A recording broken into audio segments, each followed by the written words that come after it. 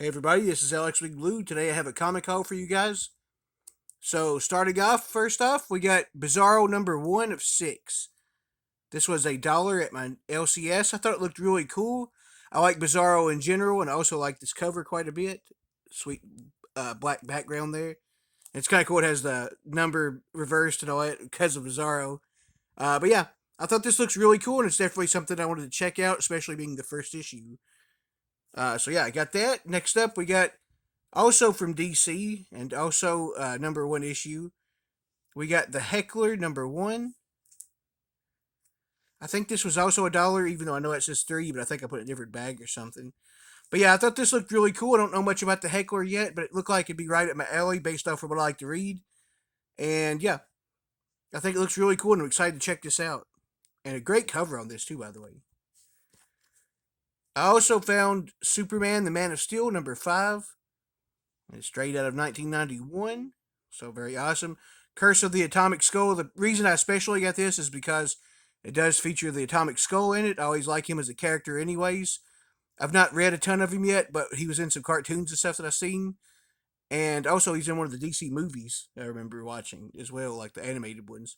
But yeah, I think he always seems like a really cool character, and I want to read more with him. So, being I knew he was featured in this as the villain, it seemingly, I couldn't pass this up. Plus, the cover on this is beautiful because it's just really cool. I really like that a lot, especially with the film with them in it. It's just really, really interesting. I like Superman a lot as well, so yeah, very excited to read that one for sure. Also, I recently got some of the Joker, that series. I think I got one and I think it was five before, if I'm not mistaken, or something like that. So, anyways, I found some more of those. I found the Joker number 2. Very cool cover on this one. I liked it a lot with Commissioner Gordon there, of course, on the Joker card. And I also found issue number 3. Very unique cover on this one with the Joker just lounging around in a pool on a floaty. Yeah, I think it looks really cool. I like the artwork on this one as well. I think I only need, well, at least of the first 5. I think I only need issue 4 now. I think that's right. So I have now, I think 1, 2, 3, and 5, if I'm not mistaken. So yeah, anyways. Also, I recently won Alpha Fight number 1 and have been collecting that for a while anyways. And since I got number 1, I was really wanting number 2 and 3 and all of those ones. Didn't have number 2 yet, so I was able to get that, thankfully.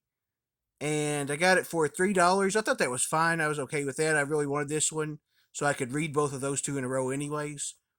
And this has a very awesome purple background, by the way.